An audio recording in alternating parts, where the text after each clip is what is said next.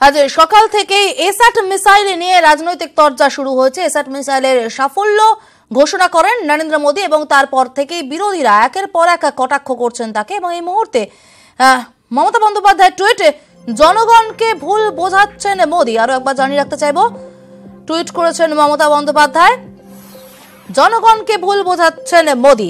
বিস্তারিত জানবো, তুহিন দাস চন্দ্র প্রতিনিধি রয়েছেন টেলিফোনে। তুহিন, ঠিক কি টুইট করেছেন মমতা বন্দ্যোপাধ্যায়? দেখো, মোদীর এই ঘোষণা নিয়ে, প্রধানমন্ত্রী নরেন্দ্র মোদীর এই ঘোষণা নিয়ে স্বাভাবিকভাবেই কিন্তু বিরোধীরা সরব হচ্ছে এবং মমতা বন্দ্যোপাধ্যায় টুইট করে এর প্রতিবাদ জানিয়েছেন। তিনি বলেছেন জনগণকে ভুল বোঝাচ্ছেন মোদী, দেশের জনগণকে ভুল বার্তা দেয়া হচ্ছে। এটা মোদী সরকারের এবং প্রধানমন্ত্রী নরেন্দ্র মোদীর লিমিটলেস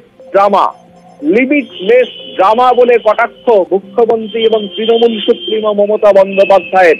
এবং এটা নির্বাচন বিধি ভঙ্গ করেছে।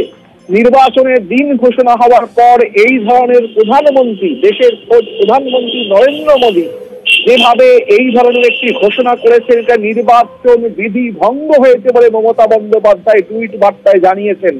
এবং এর বিরুদ্ধে তৃণমূল কংগ্রেস নির্বাচন কমিশনে দ্বারস্থ হচ্ছে। অর্থাৎ প্রধানমন্ত্রীর যে ঘোষণা, তার বিরুদ্ধে তৃণমূল কংগ্রেস নির্বাচন কমিশনে দ্বারস্থ হচ্ছে বলে তৃণমূল কংগ্রেস সূত্রে খবর। এবং এটাকে লিমিটলেস ড্রামা এবং দেশের জনগণকে ভুল বোঝাচ্ছেন প্রধানমন্ত্রী নরেন্দ্র মোদী টুইট বার্তায়, এমনই ক্ষোভ উগরে দিলেন তৃণমূল সুপ্রিমো মমতা বন্দ্যোপাধ্যায়। ধন্যবাদ তুহিন। আরো একবার জানিয়ে রাখতে চাইবো, মমতা বন্দ্যোপাধ্যায়ের টুইট, জনগণকে ভুল বোঝাচ্ছেন মোদী এবং সীমাহীন নাটক ও প্রচারে ব্যস্ত মোদী, বৈজ্ঞানিকদের কৃতিত্ব নিচে নিতে চাইছেন মোদী, এরকম টুইট করেন মমতা বন্দ্যোপাধ্যায়।